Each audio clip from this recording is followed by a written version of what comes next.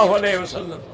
آپ حیران ہوں گے کہ انگلینڈ میں ایک جو ان کا ایک سسٹم ہے نا جی، مثلا آپ چلے گئے، نوکری نہیں ہے، وہ آپ کو ہر ہفتے وظیفہ دیں گے۔ مکان نہیں ہے، کونسل آپ کو معمولی سے کرائے پہ مکان دے گی، اور دیتے رہیں گے، سال تک آپ کی نوکری نہیں لگی، وہ دیتے رہیں گے۔ جب نوکری لگ جائے گی پھر آپ تھوڑے تھوڑے پیسے ان کے واپس کر دیں۔ کتنا آرام ہے، کتنا، یعنی کسی کو بھیک نہیں مانگنی پڑتی سڑکوں میں۔ یہ سارا نظام پتہ ہے، انہوں نے لکھا ہے اپنی کانسٹیٹیوشن میں کہ ہم نے حضرت عمر کے نظام سے لیا ہے، رضی اللہ تعالی عنہ وارضاہ۔ آج مسلمان الحمدللہ کھانا تو جانتے ہیں، دینا نہیں جانتے۔ اللہ تبارک و تعالی ہدایت عطا فرما دے۔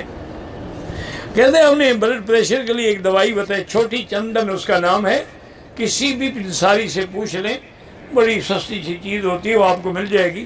لیکن وہ میرے بھائی ہیں حکیم طارق صاحب، وہ مجھے کل بتا رہے تھے کہ اس میں اگر تھوڑی سی کالی مرچ بھی ملا لی جائے تو فائدہ بھی زیادہ ہوگا اور نقصان بھی نہیں ہوگا۔ یعنی مثلا ایک چھٹانگ چھوٹی چندن ہے تو اس میں 2 تولے کے قریب کالی مرچ بھی پیس کے لگا دیں، ویسے بھی پیٹ کے لیے ٹھیک ہے۔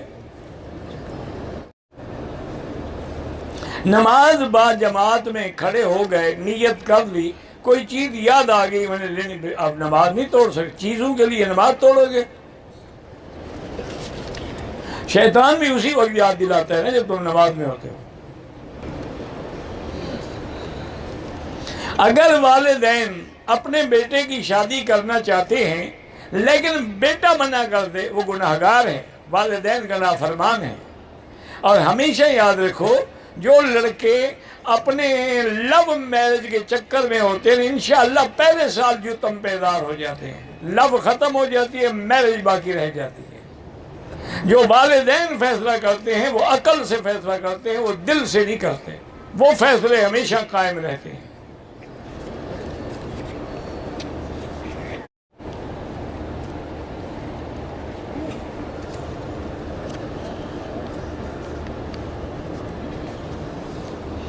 بہرحال آپ نے 750 روپے لینے تھے لیکن 7500 بانڈ لے لیے، تو لالچ آ گئی، نعوذ باللہ، رقم واپس نہیں کہی۔ جب گئے تو آدمی دکان چھوڑ چکا تھا۔ بہرحال معلومات کریں، کوشش کریں، اگر اس کا پتہ لگ جائے تو اسی کو دیں، اگر نہ لگے تو پھر غریبوں کو تقسیم کر دیں، خیرات کر دیں، یا کسی فلاحی ادارے میں دے دیں، یا کسی مدرسے میں جا کے جمع کرا دیں۔ میں نے طواف کے چوتھے چکر میں کندھے پہ کپڑا ڈال دیا، کچھ بھی نہیں ہوتا۔ کہتے ہیں کہ آپ بات کر کے حکومت سے حرم میں موبائل پر پابندی لگوا دیں تاکہ موبائل جو ہے بند ہو جائیں۔ یہ انہوں نے کیا تھا لیکن ان کا باقی سارا سسٹم بند ہو جاتا ہے۔ جب اس کو روکتے ہیں نا تو سارا سسٹم جس سے وہ پورے حرم کی نگرانی کرے وہ کیمرے بھی بند ہو جاتے ہیں۔ انہوں نے تم سے زیادہ عقل ہے، ان کو ہو نہیں سکتا۔ تمہیں اگر اللہ حیا دے دے تو کوئی فرق پڑے گا؟ تم اپنے ٹیلی فون بند کر کے جیب میں ڈال لو یا سائلنٹ پہ لگا لو واپس جا کے، تاکہ تمہیں پتہ لگے کتنے پریزیڈنٹ اور کتنے گورنر تمہیں کال کر چکے ہیں۔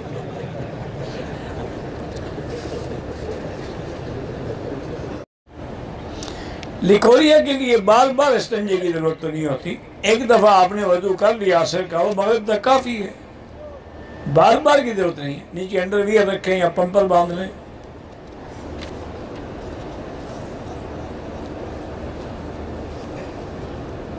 میرے بیٹے 29 سال اولاد نہیں ہو رہی، اللہ سب جن کی اولاد نہیں ہے اللہ ان سب کو اولاد صالح عطا فرمائے۔ اور یہ ہے میری گزارش کہ وہ عورت بھی اور مرد بھی دونوں میڈیکل چیک اپ کرائیں کہ نقص کس میں ہے، جس میں نقص ہو۔ اب علاج دنیا میں موجود ہے، کوئی مشکل نہیں ہے۔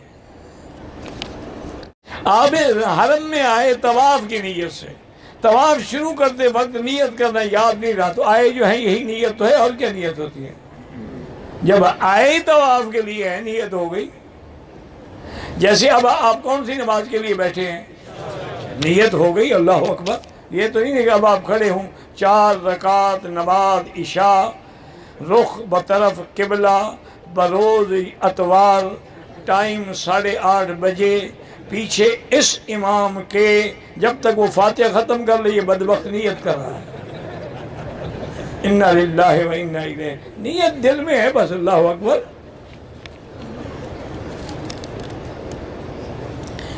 صفا میں 2 سبز لائٹوں کے درمیان دوڑنا بھول گیا، دوڑنے کا تو حکم ہی نہیں ہے، بھول گیا تو بھول گیا، وہاں تو تیز چلنے کا حکم ہے، دوڑنے کا تو نہیں ہے۔ یہ تو لوگ اس لیے دوڑتے ہیں تاکہ جلدی ختم ہو، جان چھوٹے، ایک سنت سمجھ کے تھوڑا دوڑتے ہیں۔ پتہ نہیں آپ نے کیا لکھا ہے، پوری دنیا لڑے، غزوہ ہند وہ تو گزر گیا ہے حضرت، اب تو نہیں ہے، وہ تو گزر گیا۔ غزوہ ہند جو ہے جس کے بارے میں حضور نے فرمایا تھا کہ میری 2 جماعتیں ہند اور سندھ میں جہاد کریں گی، وہ ہو چکا ہے۔ سندھ میں محمد بن قاسم کے ذریعے اور ہندوستان میں صلاح الدین ایوبی کے ذریعے۔ زمزم میں عام پانی ملا دے تو زمزم کے حکم میں ہو جائے گا، اللہ قادر ہے کر دیں۔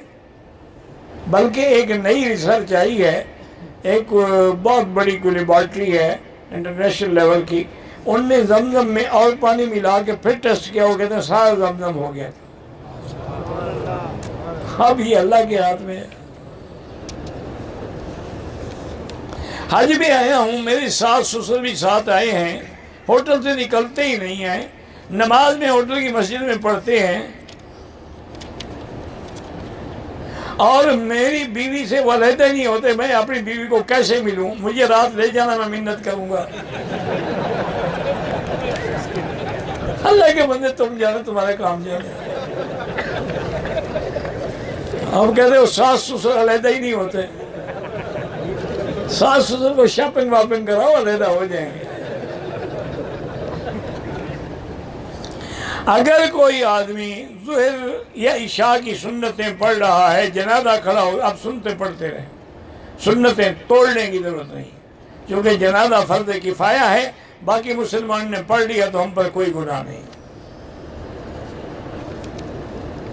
کسی لڑکی کے والد نے اپنی لڑکی کا رشتہ لڑکے کے ساتھ کیا تھا، لڑکی کو منظور نہیں تھا، والد نے نہیں سنا، جب نکاح کا وقت ہوا لڑکی خود آ کر مولوی کے سامنے بول دی کہ جناب مولوی صاحب میرے نکاح اس سے نہیں پڑھو، یہ مجھے منظور نہیں ہے، اس کا نکاح نہیں ہو سکتا، جو پڑھا گیا وہ نکاح نہیں ہوا۔ جب آ کر اس نے والد اور نکاح خواہ کے سامنے کہہ دیا کہ مجھے منظور نہیں ہے، والد کو حق ہے لیکن اس کی رضامندی بھی تو ضروری ہے۔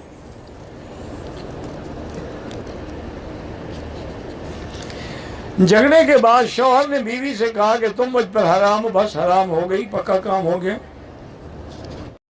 میرے بیٹے کا ذہن کمزور ہے، اللہ کے نام ہے یا قوی یا متین، یا قوی یا متین، سر پہ ہاتھ رکھ کے پڑھا کرے ہر نماز کے بعد۔